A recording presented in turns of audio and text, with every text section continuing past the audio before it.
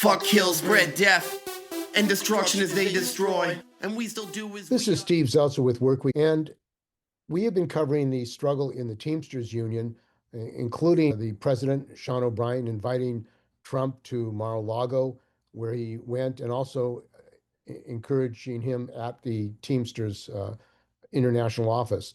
And there's been opposition to that among Teamsters around the country, questioning the reaching out to Trump and speaking at the Republican Party and what that means in line with what's happening with the Republican Party and the attack on labor, the working class, and immigrants, minorities. And recently there's been a new development in the Teamsters Union, and we're going to talk with John Palmer, who's an international Teamster vice president at large. And he found out some important information for all workers, all Teamsters, about what's going on with a recent hiring. So welcome to our show, John. Thanks, Steve. Good to be back. So, John, you've written a letter to President Sean O'Brien raising some issues about hire as an organizer. Why don't you talk about who that is, why you wrote the letter, and where is the Teamsters going? Well, they hired, I believe it was an organizing aide or assistant in the office, one of the folks that was involved in the Charlottesville march and riot, the folks that were chanting against Jews and African Americans and everybody else that wasn't white, right-wing white nationalists. And then, of course, there was an unfortunate incident with a vehicle that ran into the crowd and killed someone and sent a lot of people to the hospital. This person was hired. He has a very, very Eastern European name. I'm not sure I could pronounce it properly, but he apparently was thrown out of the Nevada National Guard for his association in this event, and he was also, there were multiple articles written about this, and you can Google it, pretty easily found. He had I'm losing myself. Or was I going, Steve? Well, the issue of the hiring of somebody like that, I mean, it's if they'd done any kind of search about who he was, do you think they were aware? You think Sean O'Brien was aware of who this person was who participated actively in the Charlotte incident? And Yeah. says that he wants to defend European white culture. I mean, there are a lot of Teamsters who are Black, who are brown, who are immigrants. I think that hiring a Nazi or Nazi sympathizer to be in the Teamsters union, what does that mean? Well, first of all, unions, I mean, we know the history of unions. If you go far enough back, that there was a period of time where racism was really a problem inside the labor movement itself. But in my lifetime, it's been quite different than that. It's been one of the places where people, like in the military, would have equal opportunity based on their skill set, based on their seniority, and they could rise to a really, really nice middle class lifestyle. For us to our union, which is very diverse, we have undocumented workers in our union, right, that are doing work that no one else will do. And, they've been maligned somewhat by O'Brien in some of his comments on air. This guy clearly is a white nationalist. The article clearly states, one of the articles, that he was the face of this action, this activity that took place. And as a person who grew up in the military with a very diverse, multicultural group of people and served, side by side with folks, and also went on into the labor movement, experienced the same situation. I'm offended for my brothers and sisters. This white nationalism is a serious problem. And look, what happened was pretty simple. There was an employee who worked for him that felt creeped out by him a little bit, did a Google search, and all this information came up. Shortly thereafter, she was discharged. And then I believe this was something designed to just kind of sweep it under the rug and make it go away. But if I can Google that and find it, a 1.3 million member union led by Sean O'Brien should do a little bit of background on somebody. And Sean O'Brien also, there was a scandal in the union. He fired some black organizers, had to pay millions of dollars for discrimination. I understand there are no black members of the executive board of his Philadelphia local, which is a, is a important local. The issue of pitting black against white, immigrants against other workers, non-immigrants, where does that end up for the labor movement? Well, I think if I'm not wrong, and it's just off the top of my head, I do believe there are two African-American men or three on the general executive board of 26. And I know of at least one or two Hispanic members, but largely it's whitey tighty, and that's not what our union looks like. I've always been the number of females on our board was one or two at best. It's not representative of the Teamsters. Almost half of our membership is female. I mean, we're a very diverse union, and we should look like the people we represent. And it just like in our greater society, I live in Texas. The way they redistrict lines, folks are that, largely Democratic, let's say, because the Republicans have been redistricting the lines for decades. There's no way you can get representation. There's a small number of folks that are represented by people that look like them, and it hurts democracy, whether it's in a union or in our and I don't care if it's the Democrats doing it or the Republicans doing it. We should strive for democracy and equality. Unions are one of the few places we could get that. And the plan of, or the justification of Sean O'Brien to reach out to the Republicans, give credibility to Trump, was that that would benefit the Teamsters, that would help unions. And he did speak at the Republican National Convention. What has been the result of reaching out to the Republicans, speaking at the Republican Convention? I mean, have there been benefits for Teamsters or workers as a result of that? Well, I think you parsed a really good question, because the idea, if the thought process of Sean O'Brien and those that agree with this strategy is somehow you have to work with these people in order to gain some benefit for the Teamsters, you're not acting as a part of the bigger body of labor. So far, the best I can tell, they've introduced some legislation that hasn't made it to the floor yet that was supposedly going to help us organize. They remodeled the PRO Act. But a labor secretary and a general president who agree that right to work's not for everybody, that doesn't fit. That doesn't fit well with the labor movement. That's not good. A labor board that's staffed with union busters is not good. And I think anybody who's dealt with Donald Trump knows he's less than honest. And even if you supported him, you have a hard time. And I'm not against people voting their conscience. Everybody should be able to vote their conscience. But you should vote your pocketbook. What's going on in the National Labor Relations Board right now is not conducive to organized labor. And recently, this bill was passed that Trump wanted. It's privatizing large parts of the economy, and the agenda of Project 2025 was to privatize all public services, public education, to set up company unions. And one of Sean O'Brien's favorite politicians is Josh Hawley, who he thinks is a great guy and pro-labor. Apparently, Josh Hawley voted for that budget, which is going to mean that millions of working people are going to lose their health care through Medicaid cuts. People in nursing homes will lose their Medicaid and will be pushed out of nursing homes. And according to some reports, 500,000 healthcare workers are going to lose their jobs. Probably some of them are going to be Teamsters. Has Sean O'Brien spoken out about this budget and what it means for Teamsters and all working people in this country? Silent as a church mouse. Not a word. I'm a veteran. I've said this many times. My entire family served. the cuts to the VA are unconscionable. The cuts to people's health care is unconscionable.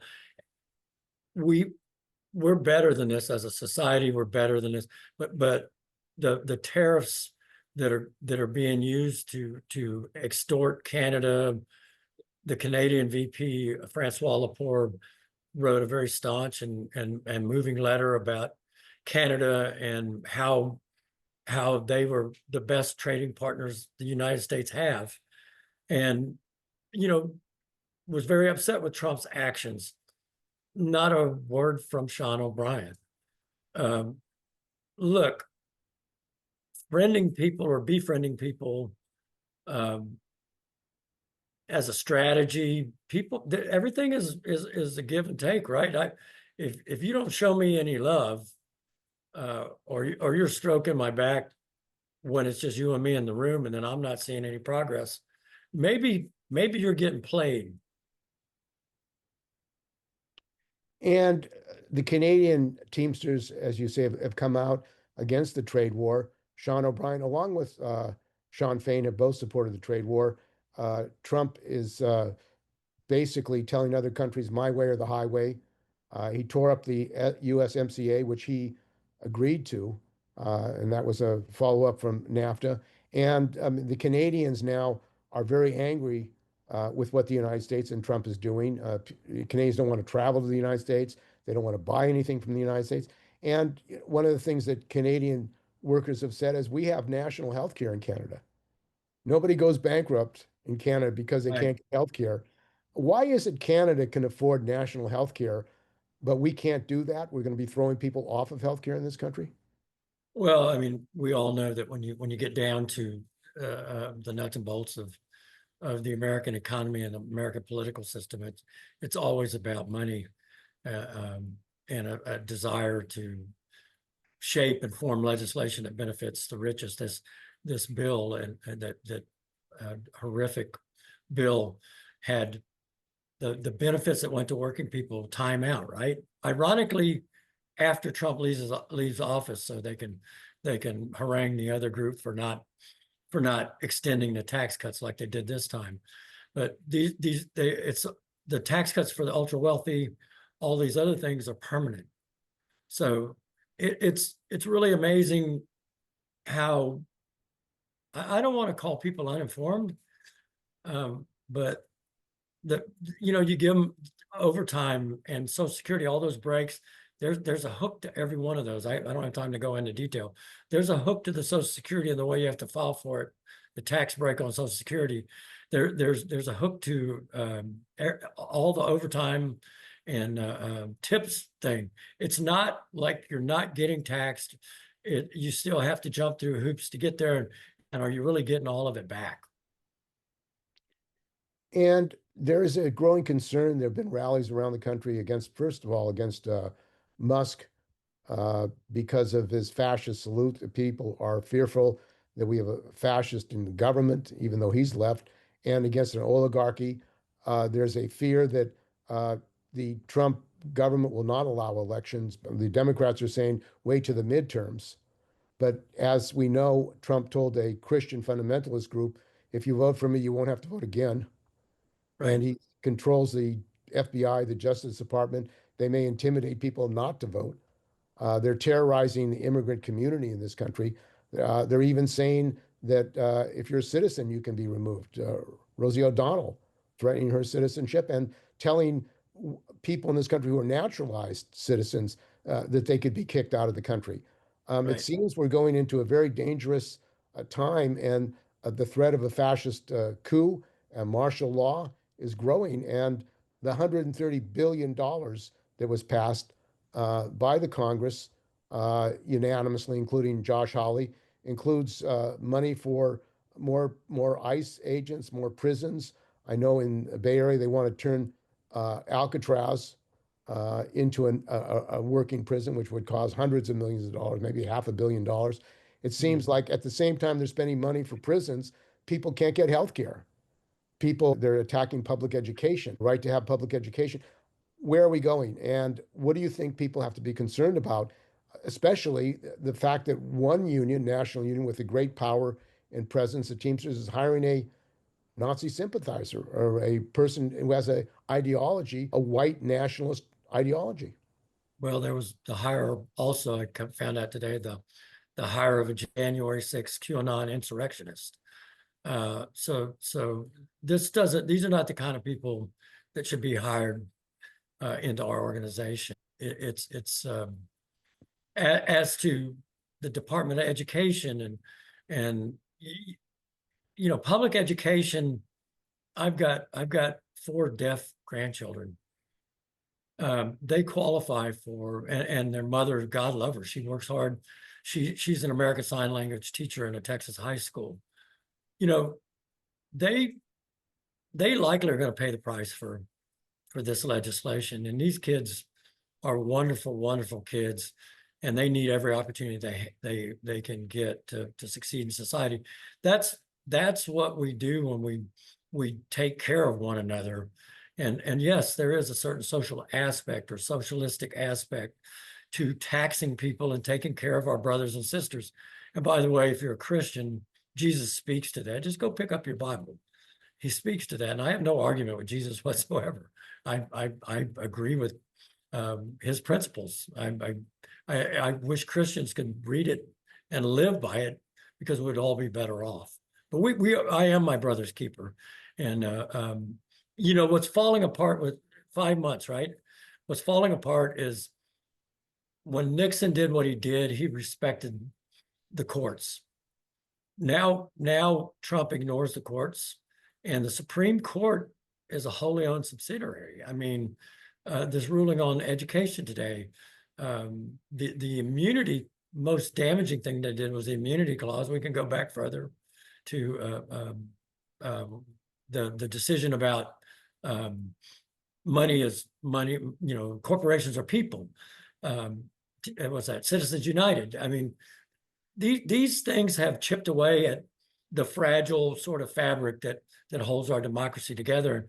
And part of that is a respect for each branch. And when you tell one branch or another that you're going to ignore their edicts, then it's dangerous. And like with ICE, look, showing up, somebody shows up with a mask on their face with no ID and arrests me because I was born in France. What am I supposed to do? It's frightening. I mean, look, I throw the party out. Just as an American who loves democracy, can't we understand what's going on here? This is 5.5 months. This is a mess, and we got 4.5 years left. And also, we've had an environmental crisis all over the world, fires in the Grand Canyon, fires breaking out all over this country, all over the world, in Australia, in Europe. The world seems to be on fire, and floods at the same time. These floods that have taken place in Texas. Trump said that maybe once in 500 years, once in 1,000 years. First of all, they turned down money to actually get some sirens to warn people if there was going to be a flood. But it's not something that was surprising. I mean, there have been floods at that facility. People have died. Are people waking up? I mean, it seems like with the hurricanes that are coming, a lot more people are going to be harmed. Them and their families, people may be killed because of this environmental crisis, and also the shutdown of FEMA. Yeah. You put somebody in charge in FEMA who has nothing to do with protection of in disasters. Are you concerned as a Texan? I mean, what's going to happen in your community? Ironically, I live on the one large lake that traps water off of the Guadalupe River, and if we're fortunate in a sense that because of all the drought we've had here, that the lake was down to 45%, which I've never seen in my lifetime growing up on this lake. And so it's up to 65%. It caught that water and kept it from doing horrific damage downstream. The further south you go on this river, the worse it gets. So the carnage and loss of death in a campsite, that an area that I went probably a decade as a child as an Eagle Scout. Our tents were on in the hills, but we went down to the river every day. I've seen floods in Texas and my entire life. And ironically, I've seen several 100-year floods and 2 500-year floods that were actually a year apart. So how we cannot pay attention is beyond me. And I think all of us tend to have short memories sometime, but just like people told me this lake would dry up, I knew this was going to happen again. But you got, look, $70,000 for one of those warning systems. I think the city of Comfort had 2 of them, and they averted any deaths. I mean, what's that old adage about penny wise, a pound foolish? Certain things you got to spend money on. But it seems like, I mean, they're firing meteorologists, they're firing scientists, they're shutting down NIH, which is programs for education, science and research on drugs and technology to help people. I mean, it seems like it's really a destruction of our country. Well, yeah, and the social, they are literally trying to, particularly in the South and these red states, they're trying to write slavery out of the history books. That'd be no different than, the folks in Germany, which, I've lived there on multiple occasions. My dad was stationed there. I served there. The German people are wonderful people. I love Germany. They're not trying to write what happened in World War II out of the history books any more than we should write them out of the history books. It's a sad part of our history. But, we can't rewrite history. We need to learn from it. And we need to be better than that. It may hurt some feelings, though. Yeah. Yeah. Yeah. So what can Teamsters do about this and get these people and Sean O'Brien held accountable for these hirings? I mean, if he's hiring insurrectionists, if he's hiring racist supporters, what can Teamsters do? Well, I think they should pay attention. I mean, I live in Texas, and the majority of folks that live around me are white. They're not all racist, right? There are a lot of them have the same ideology that I have, but this union needs to look like its membership, and that silence that Sean O'Brien keeps enforcing and ignoring the facts needs to go away, because our members are people of color, and they don't need to be attacked. Particularly, you don't need to say they need to leave here, particularly if they're your members. That's not going to solve our issues in this country, and we need to take care of one another and quit this internal sort of left and right split needs to be resolved by people who are moderate. I like to think of myself as a moderate, but when people refuse to budge off of their positions, or they call themselves Christians, but they take money, they literally, the people they voted for are starving children around the globe, and they take money away from safety and those things. Let's use a little common sense here. It's simply not right. And are you going to be bringing this issue up at the next executive board meeting and asking for the other vice presidents on the executive board to take a stand on this? I will ask once again. I've asked them multiple times. It's particularly about the immigration issue. Look, you get elected to a board like this, your job is to speak for the members. Now, most of those folks will not stand up to Sean O'Brien, and shame on them. I mean, shame on them. You're irresponsible, and you sold your soul. And I'll tell any one of those that to their face. You sold your soul, and you're just playing ball with somebody to draw your multiple salaries. And if you rock the boat, you won't be on the slate. You won't get elected next time, and you won't make $300,000 a year. Well, look, maybe some of the members can contact their these executive vice presidents, regional directors, you should. and let them know you better stop it. You Right. better not allow the Right. Teamsters Union to Right. to hire racist and fascist supporters. Right. Right. And look, again, when you hire somebody, I know when they hired me, they did a thorough background check on me. When ABF hired me as a truck driver, they did a thorough background check. So when somebody can Google your name and the first thing that comes up is a multitude of articles about you in Charlottesville, and you being the face of that, I have a hard time believing that somehow they didn't know this. And the same with this other person who was a January 6th insurrectionist and a QAnon. This I'm organization. sure there are a lot of good organizers in the Teamsters that could be hired as Amen. people. Amen. If they wouldn't union bust them when they try to form a union, which is another issue that just recently happened again. Our organizers tried to organize. You know the story with me. We did, and we never got a contract. But what unions need to respect their workforce and quit intimidating their own workforce. Okay, I want to thank you very much for joining us. John, we've been talking with John Palmer. He's a International Brotherhood of Teamsters Vice President at Large, talking about the recent hiring of a racist supporter and participant in the Charlotte incident where people were killed and racist attacked Black and brown and other people at that rally. Thanks for joining us. Thank you, Steve.